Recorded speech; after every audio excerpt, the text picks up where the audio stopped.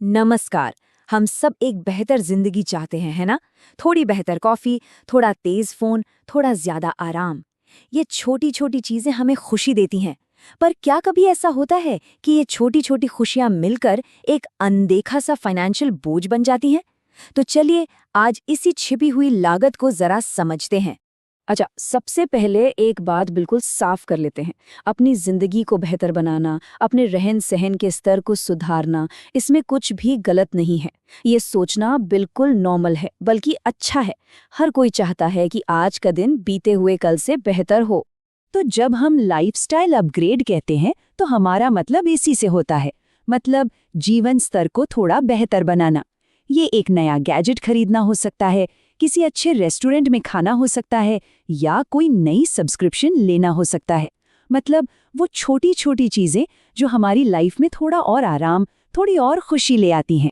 तो फिर प्रॉब्लम कहाँ है? असली दिक्कत अपग्रेड करने में है ही नहीं।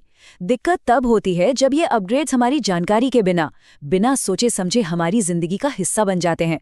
जब प्लानिंग नहीं होती तब मुश्किल शुरू होती है। और यहीं पर दिमाग का खेल शुरू होता है। हर एक छोटा फैसला अपने आप में बिल्कुल सही और लॉजिकल लगता है। अरे बस एक और स्ट्रीमिंग सर्विस ही तो है, या इस महीने एक बार और बाहर खा लेने से क्या ही फर्क पड़ेगा। ये वो बातें हैं जिन्हें हम खुद को समझा लेते हैं कि अरे इतना तो चलता है। ये उदाहरण कितने जाने पहचाने लगते हैं ना? जैसे रोजाना वो महंगी वाली कॉफी पीना शुरू कर देना, या फिर एक और ओटीटी प्लेटफॉर्म ले लेना जिसकी शायद जरूरत भी ना हो, या फिर दोस्तों के साथ हफ्ते में एक एक्स्ट्रा डिनर प्लान कर लेना। ये सब छोटे छोटे बिल्कुल हार्मलेस लगने वाले अपग्रेड हैं जो धीरे धीरे हमारी आदतों में घुस जाते हैं। और यही सबसे जरूरी बात है।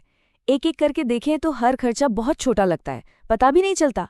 लेकिन जब महीने के आखिर में ये सब एक साथ जुड़ते हैं ना, तो बजट पर एक जबरदस्त प्रेशर बना देते हैं। वो छोटी छोटी रकम एक होकर पूरा हिसाब बिगाड़ देती है। अब जरा इस पर नजर डालिए। देखिए, एक अकेला अपग्रेड कितना छोटा सा खर्चा लगता है ना? लेकिन जब महीने भर के सारे ऐसे छोटे छोटे अपग्रेड्स एक साथ जुड़ जाते हैं तो आंकड़ा देखकर हैरानी होती है। यही है वो क्यूमुलेटिव इफेक्ट जिसे हम अक्सर अनदेखा कर देते हैं। चलिए अब देखते हैं कि समय के साथ ये कहानी कैसे बदलती है। पहले महीने में कोई भी नया अपग्रेड एक ट्रीट जैसा लगता है, मजा आता है। 6 महीने होते होते वही अपग्रेड हमारी आदत बन जाता है, मतलब वो नया नॉर्मल हो जाता है।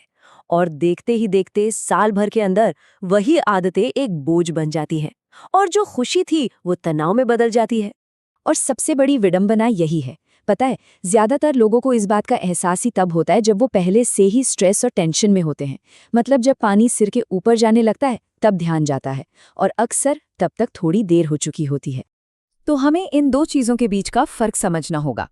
एक तरफ है लाइफस्टाइल जो बस हमारे जीने का तरीका है, ठीक है? और दूसरी तरफ है अनियोजित लाइफस्टाइल, जिसे लाइफस्टाइल क्रीप भी कहते हैं। मतलब जब हमारी आदतें बिना किसी प्लान के धीरे धीरे महंगी होती चली जाती हैं और आखिर में हमारे लिए ही टेंशन बन जाती हैं। तो इस पूरी बात का जो निचोड़ है वो ये है, लाइफस्टाइल कोई प्रॉब्लम नहीं है, प्रॉब्लम है अनप्लान्ड लाइफस्टाइल।